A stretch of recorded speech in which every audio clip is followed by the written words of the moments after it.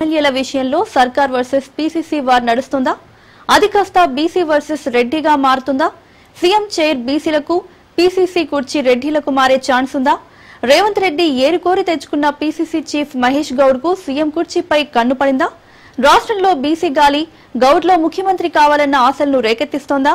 ఎమ్మెల్యేల అనర్హత ఓ కొలిక్కి వస్తున్న సమయంలో వారంతా మీరు మా పార్టీ మారలేదు మొర్రో అని పదవులు కాపాడుకునే ప్రయత్నం చేస్తుంటే కాదు వారంతా మా పార్టీ లైన్ లో ఉన్నట్లు మహేష్ చెప్పడం వెనుకున్న ఆంతర్యం ఏంటి? హైకమాండ్ అండదండలు లేనిదే పీసీసీ చీఫ్ ఇంతలా సీఎం రేవంత్ కు వ్యతిరేకంగా మీడియా ముందు వాయిస్ వినిపిస్తున్నారని అనుకోలేం కదా. తనను నమ్మి వచ్చిన ఎమ్మెల్యేలను గట్టెక్కించి తాను గట్టున పడేందుకు రేవంత్ ప్రయత్నిస్తుంటే ఒకే దెబ్బకు రెండు పీటలు అన్నట్లు మహేష్ కుమార్ గౌడ్ ఎమ్మెల్యేల అనర్హతను పీక్ స్టేజ్ లోకి తీసుకెళ్లేందుకు ప్రయత్నిస్తున్నారా? ఇంతకీ PCC chief versus CM Revanth మధ్య కోల్డ్ వార్ పీక్ స్టేజ్ లోకి చేరుకున్నట్లేనా?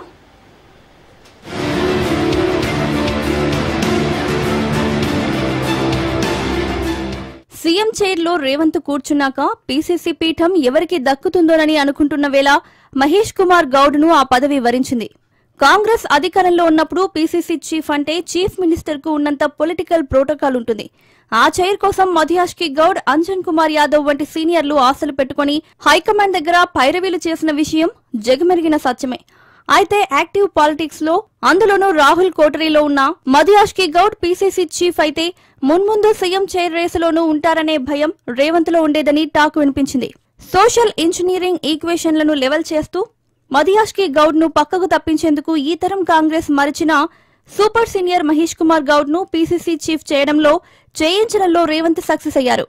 సర్కార్ బాస్, పార్టీ సుప్రీమో జోడెద్దులు అన్నట్లు నడిచిన రాజకీయం రంగు మారుతోందనే విషయం, ఈ మధ్య జరుగుతున్న పరిణామాలు రేవంత్ రెడ్డిలో అపనమ్మకం, అభద్రతా భావానికి కారణమవుతుండగా మహేష్ గౌడ్ లో ఆశలు పెంచుతున్నాయనే టాక్ వినిపించేలా చేస్తున్నాయి.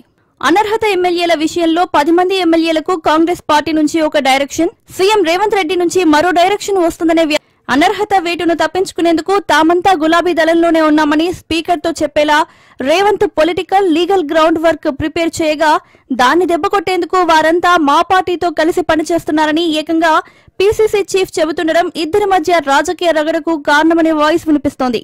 బీసీలకు 42% రిజర్వేషన్లు అనేవి రాహుల్ గాంధీ స్టాండ్. రేవంత్ సీఎం కుర్చీలో కూర్చున్నాక చాలా కాలం ఈ విషయం గురించి పెద్దగా పట్టించుకోలేదని పార్టీలోని బీసీ నేతల వాయిస్. త్వరలో ఎన్నికలు అంటూ నాన్ బీసీ మంత్రులు పొంగులేటి శ్రీనివాసరెడ్డి, సీతక్క లీకులు ఇవ్వడంపై మహేష్ కుమార్ గౌడ్ పీసీసీ హోదాలో సీరియస్ అయ్యారు. ప్రభుత్వం ఏం చేయాలో పార్టీ డిసైడ్ చేస్తుందనేలా ఆయా మంత్రులకు హుకుం జారీ చేశారు. క్యాజువల్ గా మంత్రులు సీఎం కంట్రోల్లో ఉంటారు. పీసీసీ మహేష్ గౌడ్ మంత్రులను కట్టడి చేసే సమయంలోనే హైకోర్టులో పంచాయతీ ఎన్నికల కేసు తెర ముందుకు రావడం, సెప్టెంబర్ డెడ్ లైన్ విధించడం చకచకా జరిగిపోయాయి. 42% బీసీ రిజర్వేషన్లతో వెళ్లకుంటే పార్టీకి నష్టమని, బీసీ నేతలకు తీవ్ర నష్టం జరుగుతుందని పీసీసీ చీఫ్ మహేష్ కుమార్ గౌడ్ వాదిస్తూ వస్తున్నారు.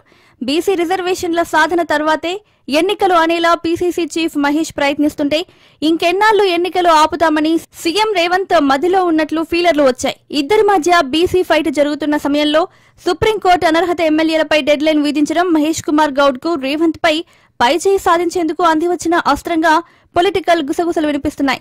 తన రాజకీయ పలుకుబడి నమ్మి వచ్చిన ఎమ్మెల్యేలను టెక్నికల్ గా, లీగల్ గా కాపాడుకునేందుకు రేవంత్ రెడ్డి ప్రయత్నిస్తుంటే మహేష్ కుమార్ గౌడ్ ఆ చాయిస్ ఇవ్వకుండా 10 మంది బీఆర్ఎస్ ఎమ్మెల్యేలు కాంగ్రెస్ లైన్ లో ఉన్నట్లు చెప్పడం ఇద్దరి మధ్య గ్యాప్ బయట పెట్టినట్లయిందనే టాక్ వినిపిస్తోంది.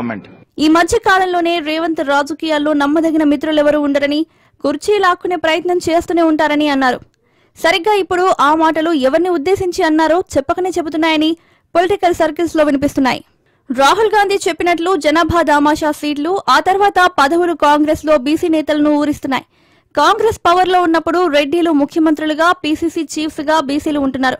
మారిన పరిస్థితుల నేపథ్యంలో బీసీ వాయిస్ పార్టీలో, ప్రజల్లో పెరగడంతో ఈ రెండు పదవులపై హైకమాండ్ సోషల్ ఇంజనీరింగ్ చేస్తుందా అనే అభిప్రాయాలు కలిగిస్తున్నాయి. స్థానిక సంస్థల్లో బీసీ రిజర్వేషన్లు రాజ్యాంగబద్దంగా, చట్టబద్దంగా అమలు కాలేనప్పుడు బలహీన వర్గాలకు ముఖ్యమంత్రి అంశం తెరపైకి రావడం కామన్. ఇప్పటికే ఆ ప్రయత్నాలు పార్టీలో ముమ్మరమయ్యాయి. పార్టీలో బీసీలకు ప్రస్తుతానికి పెద్ద దిక్కుగా ఉన్న మహేష్ కుమార్ గౌడ్ ముఖ్యమంత్రి పీఠానికి అడుగు దూరంలో ఉన్నట్లు లెక్క. ఎమ్మెల్యేల ఆకర్ష కాస్త వికటించి పార్టీకి చెడ్డ పేరు తెస్తే దాన్ని చెరిపేందుకు రేవంత్ రెడ్డిపై వేటు గ్యారంటీ అనే టాక్ నడుస్తోంది. ఇటు బీసీ రిజర్వేషన్ల అంశం పార్టీని ఇబ్బంది పెడుతోంది. గ్రామ పంచాయతీలు, పరిషత్ ఎన్నికలు, మున్సిపల్ కార్పొరేషన్ ఎన్నికలు, జీహెచ్ఎంసీ ఎన్నికలు ఇలా ఏ ఎన్నికలు చూసుకున్నా బీసీలను ఇప్పటికిప్పుడు శాంతింపచేయాలంటే ముఖ్యమంత్రి పీఠంపై బీసీని కూర్చోబెడితేనే సాధ్యమవుతుందనే రిపోర్ట్స్ రెడీ అవుతున్నాయి. వాటిని కాంగ్రెస్ హైకమాండ్ వింటుందా? Rahul Revanth rare model break అవుతుందా? రాహుల్ మహేష్ రామ్ మోడల్ వస్తుందా అనేది అతి త్వరలో తెలిసే అవకాశం ఉంది.